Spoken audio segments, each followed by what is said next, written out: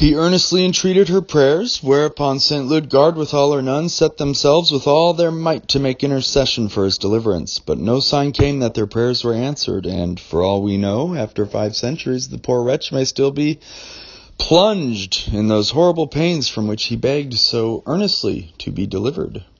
This example, says Bellarmine, fills me with real terror every time I think of it. Louvet makes a calculation by the help of his revelations, how long an ordinary Christian may expect to have to stay in purgatory. I cannot trouble you with the details of his proof, but his result is that a Christian of more than usual sanctity, who has never committed a mortal sin, who has carefully avoided all the graver venial sins, and has satisfied by penance for 3/4 of the lighter sins into which frailty has led him, must expect to spend in purgatory 123 years, 3 months, and 15 days. A truly terrifying result, says Louvet, for if it is so with righteous souls, what will become of poor sinners like me? But these 123 years are only years of earthly measurement. They would be more than centuries if measured by the sensations of the suffering souls. This Louvet proves by several authentic histories. One is of 2 priests who loved each other like brethren. It was revealed to one on his deathbed that he should be released from purgatory the first Mass that was offered for him. He sent for his friend and made him promise that he would lose no time after his death in fulfilling the conditions of his release. The friend promised, and the moment the sick man expired, flew to the altar and celebrated the Mass with all the devotion he was capable of. Immediately afterwards, his friend appeared to him radiant with glory, but with an air of reproach on his countenance. "O faithless friend," he cried, "you would deserve to be treated with the same cruelty you have exercised towards me. Here I have been years in the avenging flames, and to think that neither you nor one of my brethren should have had the charity to offer a single Mass for me." "Nay," returned his friend, "you had no sooner closed your eyes than I fulfilled my promise. And you may satisfy yourself by examining your body, which you will find is not yet cold." "Is that so?" returned the deceased. "How frightful are the torments of purgatory when 1 hour seems more than a year." Another case was that of an abbot who, on returning from a journey, found that the most promising of his young monks had just died.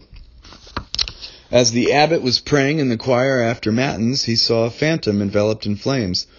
"O charitable Father," said the novice with deep groans, "give me your blessing. I had committed a small breach of rule, not a sin in itself. As this is the only cause of my detention in purgatory, I have been allowed by special favor to address myself to you. You are to impose my penance, and I shall then be released." The abbot replied, "As far as it depends on me, my son, I absolve you and give you my blessing, and for penance I appoint you to stay in purgatory till the hour of prime." That was the next service, usually held at 8 o'clock in the morning. At these words, the novice, filled with despair, ran shrieking through the church, crying, "O merciless Father, O heart pitiless towards your unhappy son, what, for a fault for which in my lifetime you would have thought the lightest penance enough, to impose on me so fearful a penalty? Little do you know the atrocity of the sufferings of purgatory." And shrieking out, "O uncharitable penance!" he disappeared. The abbot's hair stood on end with horror. Gladly would he have recalled his severe sentence. But the word had been spoken. At last a happy thought struck him. He rang the bell, called up his monks, told them of the facts, and celebrated the office of prime immediately. But all his life he retained the impression of this horrible scene, and often said that till then he had no idea of the punishments of the other world, and could not have imagined that a few hours in purgatory could form so fearful an expiation. But we shall be less disposed to pity the souls in purgatory when we learn what exceptional good fortune it is to get there. To the question, "Are there few that be saved?" Louvet would return a most gloomy answer. His arguments and calculations are very interesting, but would take me too long to repeat. But he clinches his opinions by a revelation. St. Bernard, it appears, was privileged on 2 successive days to stand by the judgment seat of God and hear the sentences pronounced on all the souls that died on these 2 days. He was horrified to find that of 80,000 souls, only 3 souls of adults were saved the first day, and only 2 on the second, and that of those 5, not one went direct to heaven. All must visit purgatory. Louvet, as I have said, builds his speculation solely on the evidence of canonized saints. If he had been content with authentic history, he might have used the following, to which we, at least, ought to take no exception, since the credit of our own country is pledged to its truth. The Roman Breviary of 1522 relates that St. Patrick, having fasted, like Elias, 40 days and 40 nights on the top of a mountain, asked 2 things of God. First, that at the day of judgment there should not remain a single Irishman on the earth. The other, that God would show him the state of souls after death. Then the Lord led him to a desert place, and showed him a certain dark and deep pit, and said, Whosoever shall remain in this cave a day and a night shall be delivered from all his sins. This passage of the Roman Breviary was afterwards suppressed, then restored, then finally suppressed again on account of the evil comments of Protestants and rationalists. But, says Louvet, the old Parisian and other local breviaries accept the story. So do the historians of the Church of Ireland, and above all, the Bollandists, with their grave authority. And besides, there remain so many histories of actual descents into this purgatory, that unless we accuse a great and illustrious church of knavery and imbecility, we must admit that the story has a foundation of historic fact. The routine of the descent into this purgatory was as follows. None was permitted to descend without the sanction of his bishop, who did all in his power to dissuade every applicant from the attempt, reminding him of what was very true, that many had made the venture who had never come back.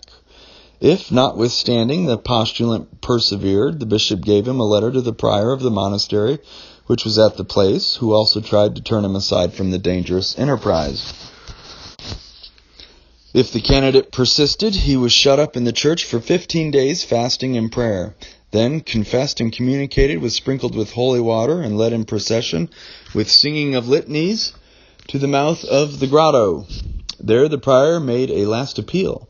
If the candidate persevered, he received the prior's blessing, crossed himself, and disappeared in the darkness.